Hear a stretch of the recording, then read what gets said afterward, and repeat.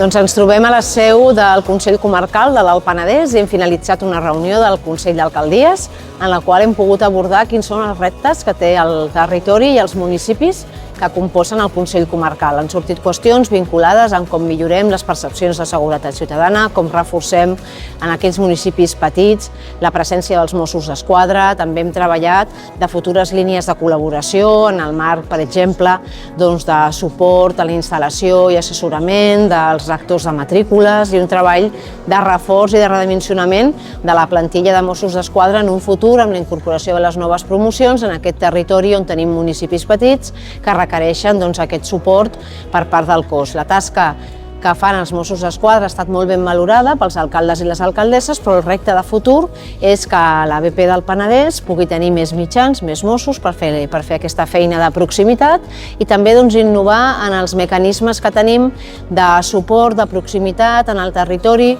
amb el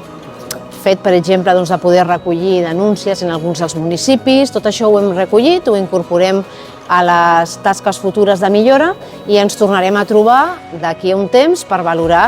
si millorem en el sentit d'aquestes demandes que els alcaldes i les alcaldesses avui ens han fet. És una comarca que té unes dades estables quant a criminalitat i quant a activitat delictiva, però sí que hem de contribuir a millorar les percepcions, a fer més dispositius de prevenció i això, en el moment que tinguem més efectius, aquí a la BP del Penedès aconseguirem aquesta bona tasca, sempre amb la coordinació i escoltant els alcaldes i les alcaldesses.